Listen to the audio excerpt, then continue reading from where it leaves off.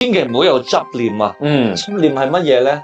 一個有執念嘅人，無論係道家又好，佛家又好，一個有執念嘅人咧，係好難輪迴嘅。沒錯。知唔知點解輪迴唔到啊？繼續問你個問題。我看過很多鬼片啦，為什麼鬼會形成？因為他執念太重了。係，他就在這裏復仇，我非要再搞死一個。嗱，呢個係一個比較淺顯嘅，就表象嘛，表象嘅一個回答嚇。咁我想同大家講下呢個執念咧。一念係咪一個世界？對，一念一世界，一夜一菩提。係啦，你呢個世界係因為你嘅某一個念想而存在咗你呢一生嘅世界。好，你執着就係不斷咁樣去呢個念，不斷去疊加，疊加再疊加。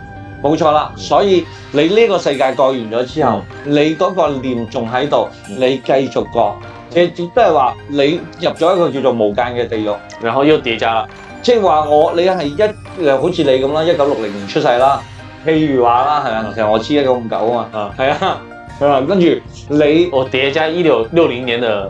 你1959年過完咗之後呢一世，然之後再翻去1959年再過，1960年再過一次，即係你要將你呢個執念清空晒之後，你先能夠放下，跳上去做其他嘅嘢。哦，你因為你飲咗孟婆湯，你唔知道自己過咗咁多生，其實你就如螻蟻一般。